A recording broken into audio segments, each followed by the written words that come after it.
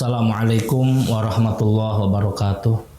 Bismillah, alhamdulillah, wassalatu wassalamu ala rasulillah Sayyidina wa maulana Muhammad ibn Abdillah wa ala alihi wa sahbihi wa mawala amma ba'd.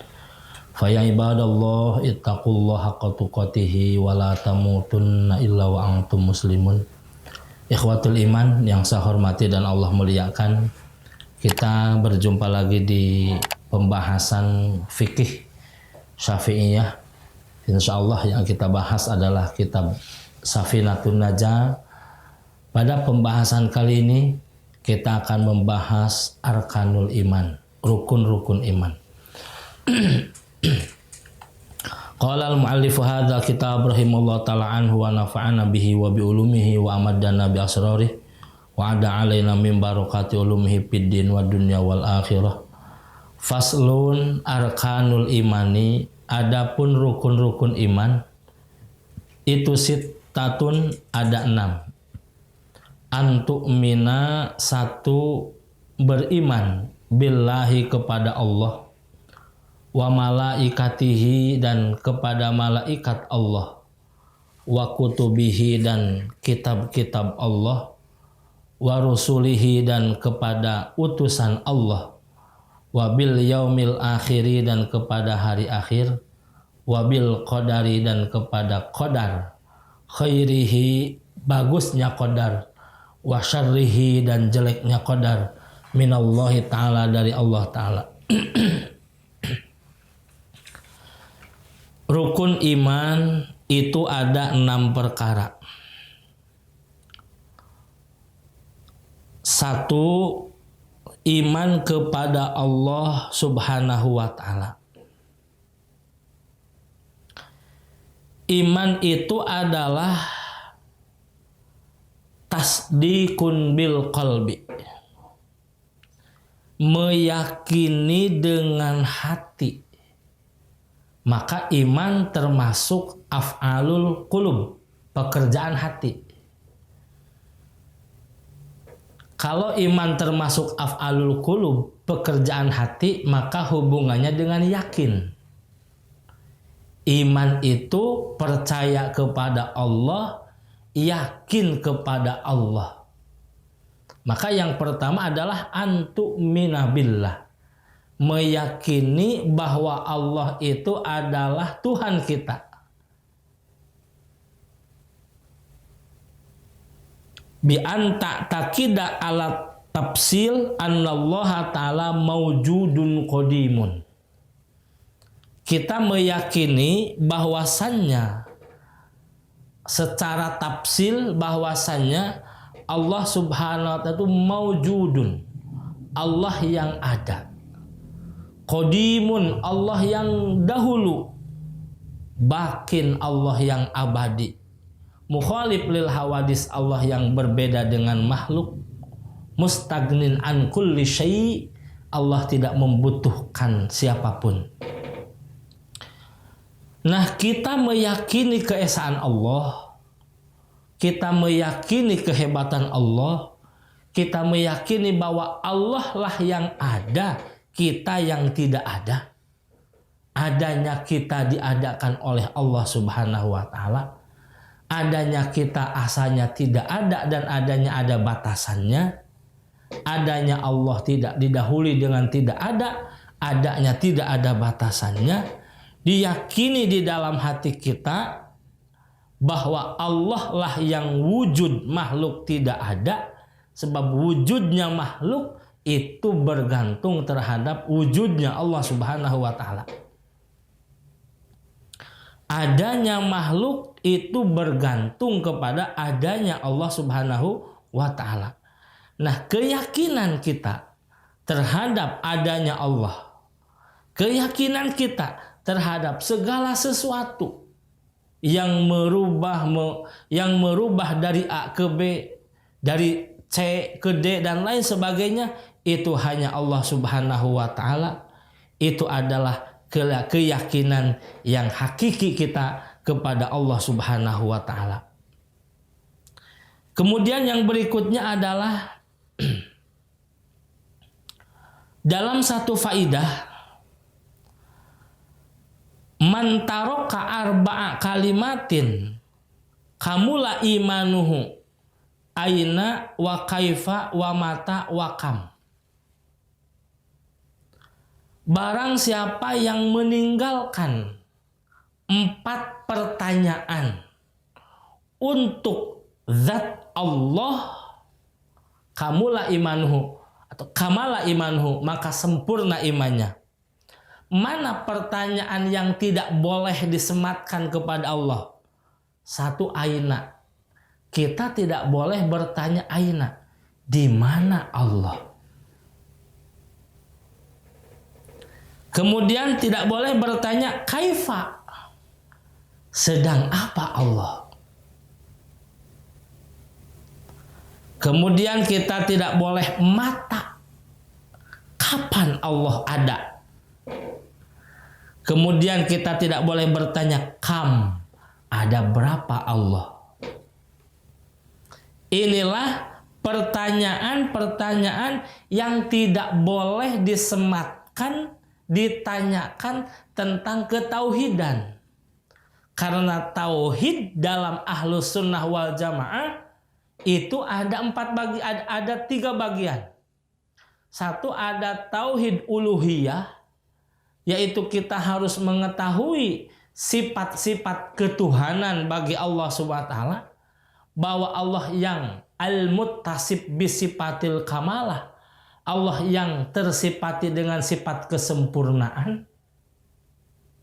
Kemudian ada tauhid nabawiyah, yaitu kita mengetahui tentang Allah mempunyai nabi dan para rasul yang Allah utus, yang gair muktasab.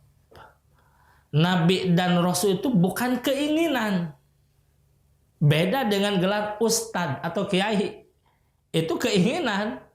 Saya pengen jadi ustad, mesantren dong. Nanti ada yang manggil ustad. Saya pengen dipanggil kiai, mesantren dong. Punya pesantren, ngajarkan lagi kepada santri dan umat. Jadi kiai. Tapi Nabi dan Rasul tidak ada pesantrennya untuk menjadi nabi. Tidak ada fakultasnya untuk menjadi rasul, tidak ada. Karena nabi dan rasul ghair muktasab, tidak bisa dicari. Itu adalah biminnatillah, anugerah dari Allah Subhanahu wa taala, dan itu adalah orang-orang pilihan yang terpilih oleh Allah Subhanahu wa taala. Allah mempunyai para nabi, para rasul.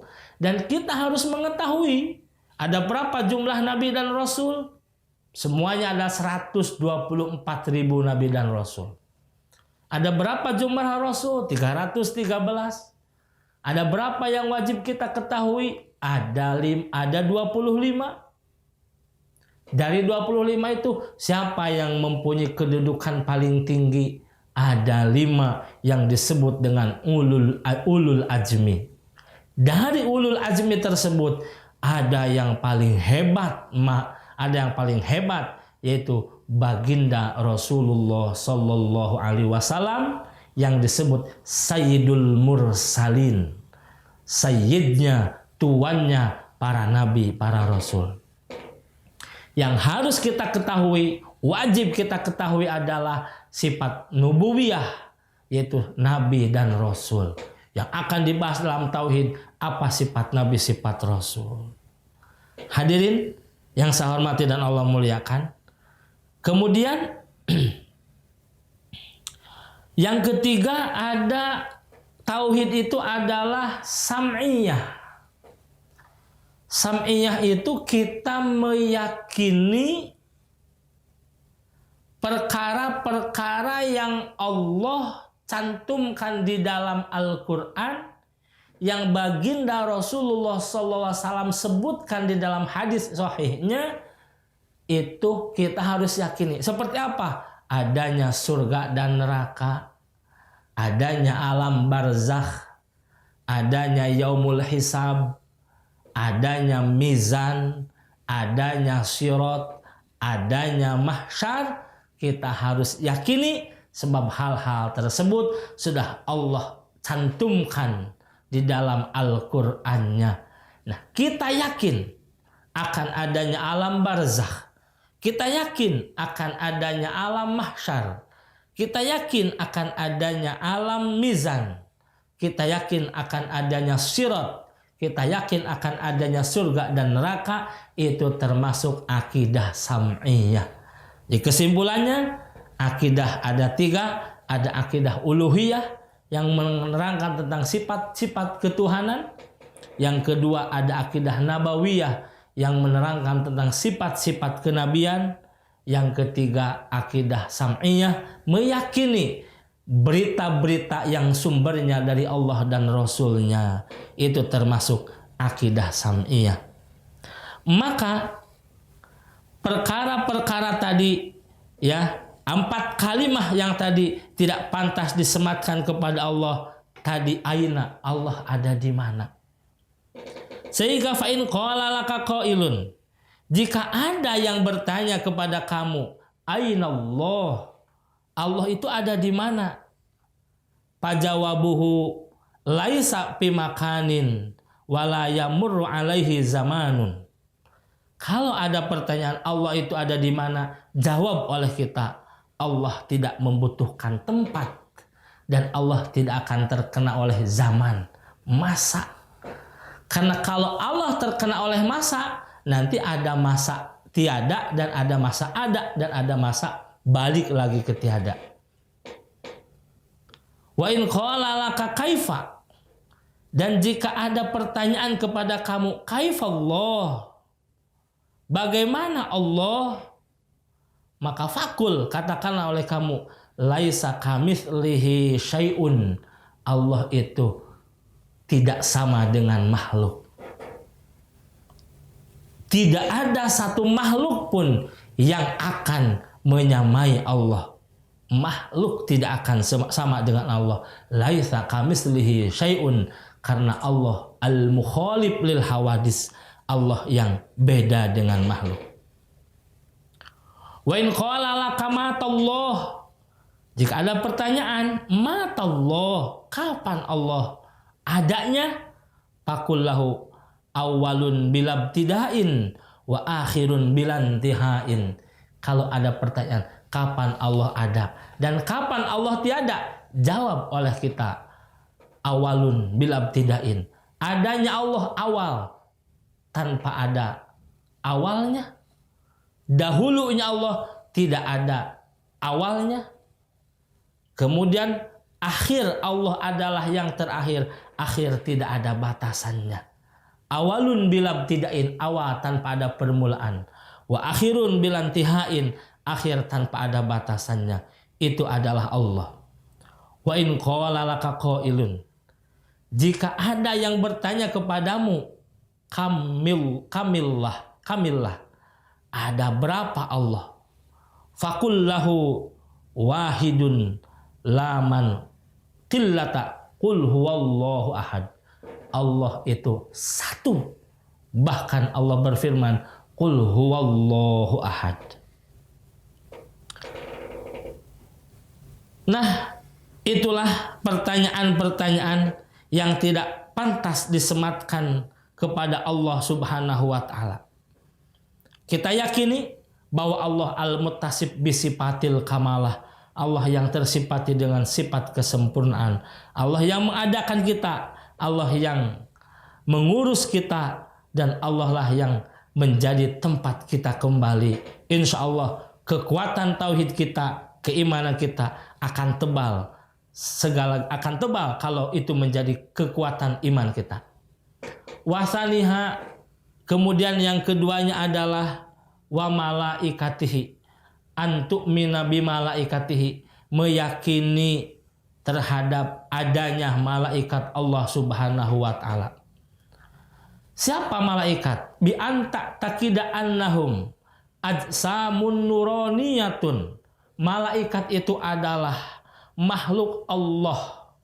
Ajsamun nuraniyatun, yang Allah ciptakan dari nuraniyah, dari cahaya. Latifatun, yang lembut. laisu dzukuran wala inasan, tidak tersifati laki-laki dan perempuan. Yang jelas malaikat makhluk Allah yang diciptakan oleh Allah dari cahaya yang sangat lembut, bukan sifat laki-laki dan juga bukan sifat perempuan. Wala khunnas, bukan bencong. La abalahum wala ummalahum, malaikat tidak punya bapak dan tidak punya ibu. Sodiquna fima ukhbiru bihi, malaikat makhluk Allah yang meyakini, yang mempercayai berita-berita dari Allah Subhanahu wa taala. La ya'kuluna wa la yashrabun, mereka tidak pernah makan dan tidak pernah minum. Wala yatanakahun, dan malaikat tidak saling menikah karena tidak ada perempuan dan laki-lakinya. Wala yatawaladuna wala yanamuna, malaikat tidak terlahir dari orang tua dan malaikat tidak pernah tidur. Wala tuktabu a'maluhum, amal-amal mereka tidak dicatat oleh Allah SWT. Li'annahum al-kitab, karena al-kutab, karena mereka yang maha mencatat. Wala yuhasabuna, dan tidak akan dihitung oleh Allah SWT. Li'annahum al-hisab, karena mereka yang menghisab.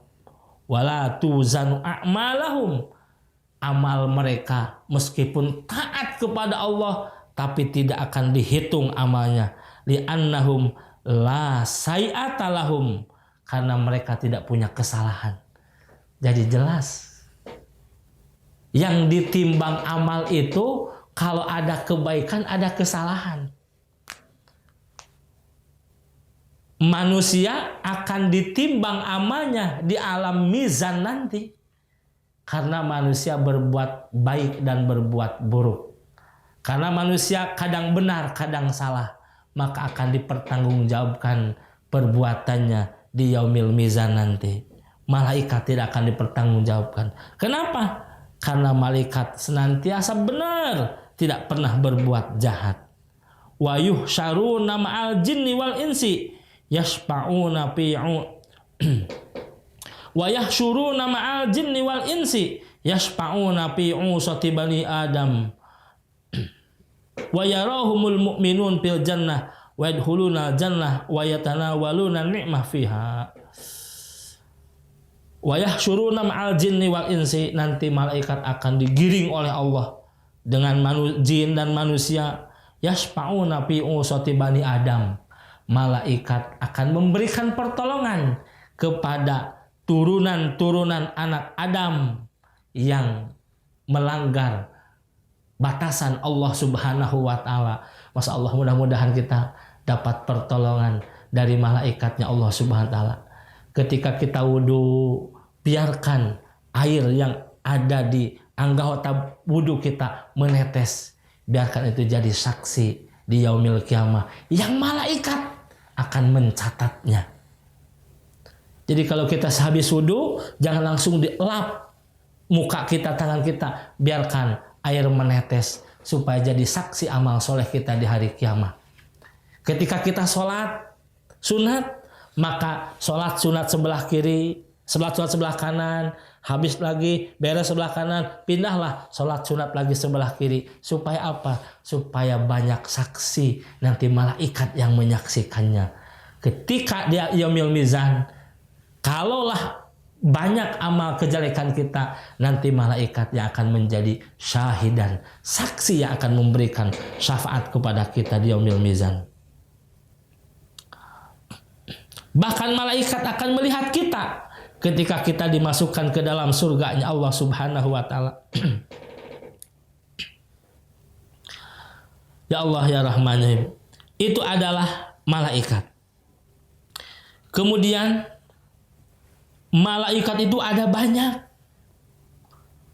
Bahkan ada yang disebut malaikat hamalatul arsy, yaitu malaikat yang tugasnya hanya memikul arsy ini. Kemudian ada malaikat yang wajib kita ketahui, yang jumlahnya ada 10. Jibril, Mikail, Asrafil, Ajrail, Munkar, Nakir, Ridwan, Malik, Raqib, Atid, yang semuanya punya tugas masing-masing dari Allah Subhanahu wa taala. Hadirin yang saya hormati dan Allah muliakan, malaikat adalah makhluk Allah yang sangat taat, tidak pernah maksiat. Makhluk Allah yang luar biasa. Makhluk Allah yang senantiasa menyaksikan kita. Bahkan makhluk Allah yang memintakan istighfar kepada kita ketika kita beramal soleh. Salah satunya ketika langkah kaki kita berjalan ke majelis ilmu, dilangkahkan ke majelis ilmu, maka gemuruh malaikat yang ada di arsy akan memohon ampunan untuk kita. Mudah-mudahan kita yang ada di sini, langkah kaki kita dari tempat masing-masing menuju ke tempat ini, mendengarkan siaran ini pun mudah-mudahan selama kita mendengar mendapatkan maghfirah, istighfarnya, dimintakan ampunannya oleh para malaikat. Amin ya Allah ya rabbal alamin. Ikhwatul iman yang saya hormati dan Allah muliakan, yang ketiga adalah kita beriman, meyakini terhadap kitab-kitab Allah Subhanahu wa taala. Allah menurunkan para nabi dengan kitabnya. Nabi Musa dengan Tauratnya, Nabi Isa dengan Injilnya, Nabi Muhammad dengan Al-Qur'annya, Nabi Ibrahim dengan suhufnya. Itu adalah kitab-kitab yang Allah turunkan. Yang tertulis Al-Qur'an, Taurat, Zabur, kemudian Injil. Yang tidak tertulis yang disebut suhuf. Seperti apa suhuf? Seperti Nabi Ibrahim alaihissalam diperintah oleh Allah untuk menyembelih anaknya lewat mimpi. Kama sami Ibrahim fil manam annallaha ya'muruka bidabhi waladika. Ketika Allah menyuruh kepada Nabi Ibrahim untuk menyembelih anaknya yaitu Nabi Ismail, itu lewat mimpi Nabi Ibrahim alaihissalam. Kemudian juga perintah Allah lewat mimpi, kama alhamta ummu Musa antakzipahu fil bahri aw min wara'i hijab. Seperti Allah menyuruh kepada ibunda Nabi Musa alaihissalam untuk melemparkan bayi yang masih kecil fil bahri, ke dalam lautan atau ke dalam sungai, aw min wara'i hijab, atau di belakang hijab.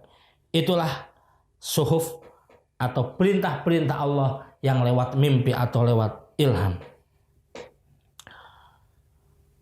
Kitab Allah yang Allah turunkan kepada Nabi Muhammad SAW yaitu kitab Al-Quran yang menyempurnakan dari seluruh kitab dan ajaran-ajaran Nabi terdahulu, maka semuanya terkumpul di dalam Al-Quranul Karim yang al-muta'abbad bitilawatih, yang dengan dibacanya menjadi nilai ibadah untuk kita,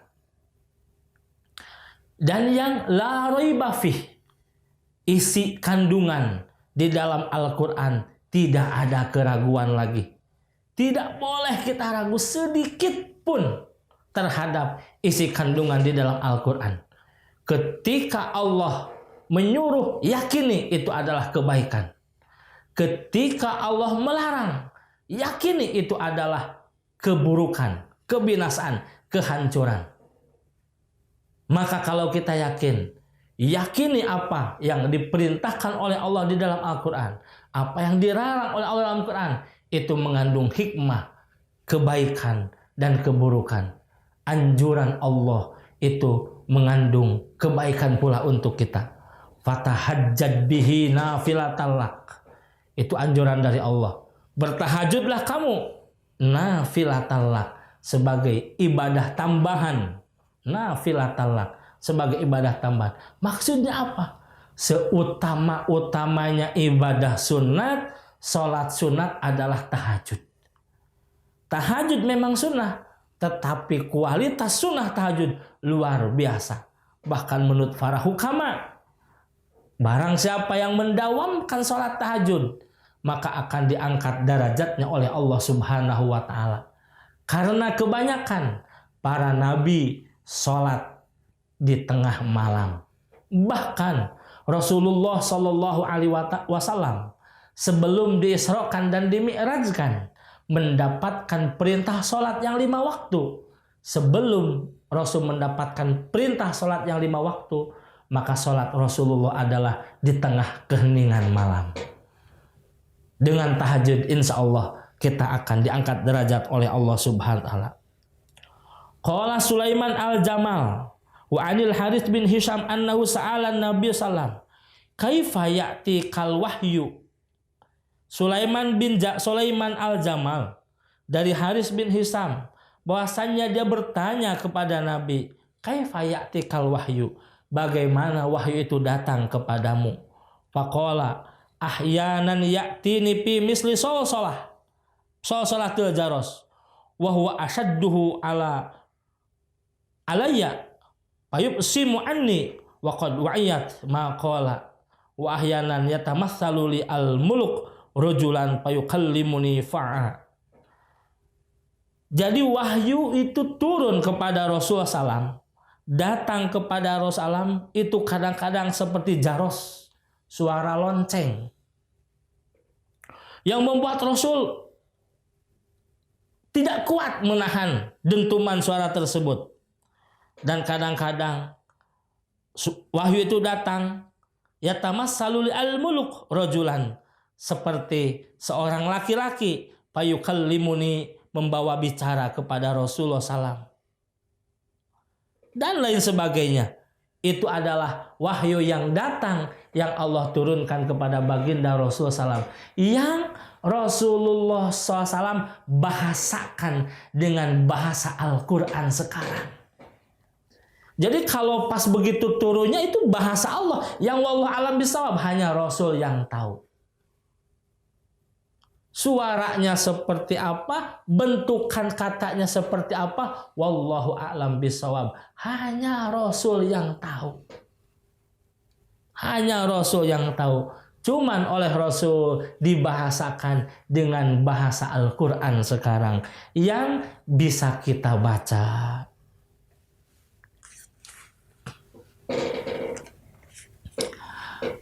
Itu isi Al-Quran. Maka barang siapa yang mengamalkan Al-Quran dengan tidak ada keraguan-raguan, yakin pasti dia ahli surga. Kalau kita mau tahu Al-Quran berjalan, siapa sih Al-Quran berjalan? Lihatlah Rasulullah Shallallahu Alaihi Wasallam.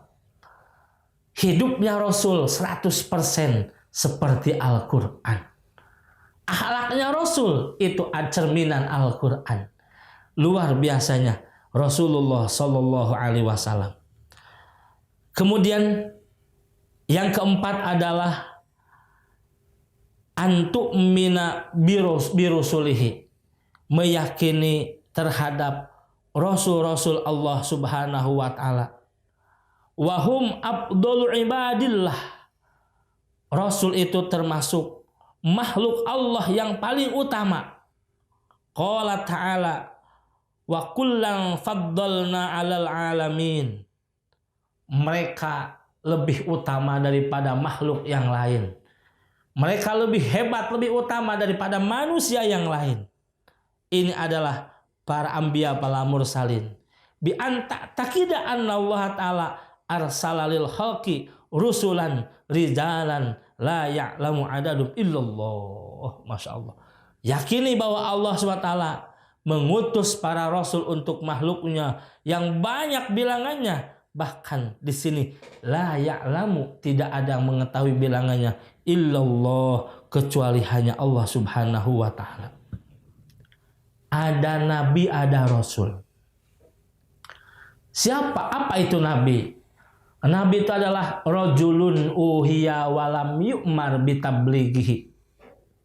Seorang laki-laki yang Allah berikan wahyu dan tidak diperintah untuk mendakwahkannya, hanya untuk dirinya sendiri. Itu adalah nabi. Maka nabi Rasulullah SAW di usia 25 beliau diangkat jadi nabi oleh Allah Subhanahu wa taala. Berarti pada usia 25 Rasul oleh Allah diberikan wahyu, tetapi tidak diperintahkan oleh Allah untuk mendakwahkannya, hanya jadi amalan pribadi, jadi konsumsi pribadi saja. Itu adalah nabi. Rajulun uhiya, sekarang Rasul.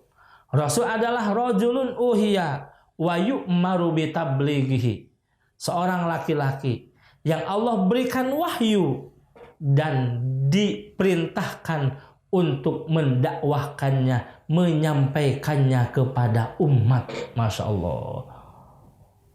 Para nabi, para rasul adalah laki-laki yang Allah berikan, seorang manusia dari kalangan laki-laki yang Allah berikan wahyu yang diperintahkan untuk mendakwahkannya. Nabiullah Sulaiman, seorang nabi dan rasul, Allah perintahkan untuk mendakwahkannya dengan lewat kerajaannya. Nabi Yusuf, nabi rasul, Allah perintahkan untuk mendakwahkannya dengan lewat kegantengannya dan kerajaannya. Nabi Yusuf alaihissalam, Nabi Musa alaihissalam, nabi rasul, Allah berikan wahyu, Allah perintahkan untuk mendakwahkannya. Fir'aun lah yang menjadi salah satu tokoh yang harus didakwahi oleh Nabi Musa alaihissalam. Nabi Isa alaihissalam, nabi dan rasul, Allah berikan wahyu untuk mendakwahkannya, diperintah untuk mendakwahkannya sampai punya sahabat yang disebut Hawariyin. Baginda Rasulullah Sallallahu Alaihi Wasallam, nabi dan rasul yang Allah perintahkan untuk menyampaikan risalahnya, yaitu kita semua umat Rasulullah SAW yang ribuan tahun yang lalu Rasul hidup. Sekarang Rasul telah wafat, tapi agamanya sampai kepada kita. Ini asbab dakwah Rasulullah kepada para sahabat, sahabat kepada tabi'in, atba'ut tabi'in, terus sini kepada ulama, sampailah risalah dakwah Islamnya kepada kita. Alhamdulillahirabbil alamin. Yakini Allah mempunyai nabi dan rasul.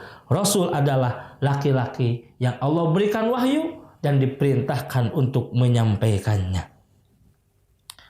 Kemudian wabil yaumil akhiri, dan kita harus yakin bahwa Allah itu akan mengakhiri kehidupan makhluknya dengan hari kiamah. Maka kiamah ada dua. Ada kiamah sugro, ada kiamah kubro. Kiamah sugro itu kiamah kecil-kecilan. Manusia meninggal. Sekarang manusia banyak meninggal dengan gara-gara COVID, rame. Sampai sudah berapa juta sealam dunia manusia meninggal gara-gara COVID. Belumlah yang tidak dengan COVID-nya. Masya Allah. Ini adalah kiamah sugro. Ya, kiamah kubro yang namanya hidup itu akan mati. Yang namanya makhluk itu akan hancur. Kullu man 'alaiha fan. Yang namanya makhluk ciptaan Allah, Allah itu akan mengalami kebinasaan, kehancuran. Itu yang disebut kiamah kubro. Kapan kiamah kubro itu datang? Wallahu a'lam bissawab. Tidak ada yang tahu. Ketika ada malaikat datang kepada Rasulullah SAW menanyakan tentang tauhid, malaikat bertanya, dijawab oleh Rasulullah. Tapi ketika menanyakan masalah kiamah, maka kata Rasulullah, as-sa'il, orang yang bertanya itu lebih tahu daripada yang ditanya. Maka kapan kiamat itu datang? Itu adalah rahasia Allah Subhanahu wa Ta'ala. Tetapi tanda-tanda kiamat itu apa? Ketika fitnah sudah merajalela, kehancuran di mana-mana, orang sudah tidak peduli lagi sama agama. Itulah tanda-tanda dekatnya kiamat. Mudah-mudahan kita jangan dululah termasuk anak turunan kita, jangan pernah melihat tanda-tanda kiamah yang mencekam, na'udzubillah subhanallah. Karena yakin kita tidak akan mampu. Tidak akan mampu. Lebih baik kita hidup normal, tapi jangan pernah mengalami asratul kiamah, tanda-tanda kiamah.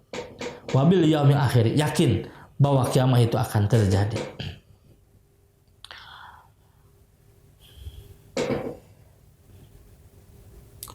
Nah, ini percaya kita terhadap hari kiamah termasuk akidah sam'iyah. Termasuk akidah sam'iyah. Percaya kita terhadap hari kiamah, percaya kita dibangkitkan kembali, percaya kita akan ada di alam kubur, di alam barzah, percaya akan ada nikmat kubur, siksa kubur, percaya akan adanya hisab, percaya akan adanya balasan dari Allah tentang kebaikan dan keburukan, terpercaya tentang adanya surga dan neraka. Ini termasuk adalah akidah sam'iyah yang harus kita yakini. Bahkan kita harus percaya di alam kubur nanti kita akan ditanya oleh dua malaikat yang akan menanyakan tentang ketauhidan kita.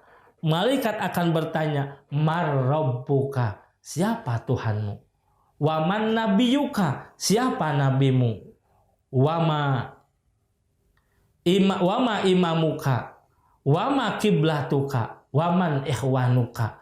Itulah pertanyaan-pertanyaan yang akan dilontarkan oleh malaikat. Kita harus yakin percaya itu. Kayak termasuk akidah sam'iyah.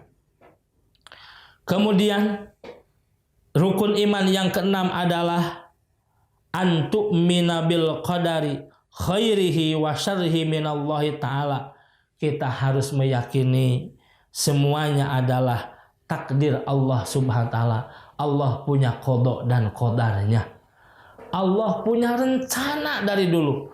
Sebelum Allah menciptakan makhluk, Allah sudah punya rencana untuk makhluknya.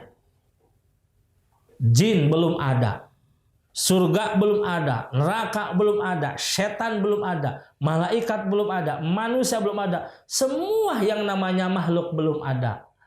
Di sana Allah punya rencana untuk manusia.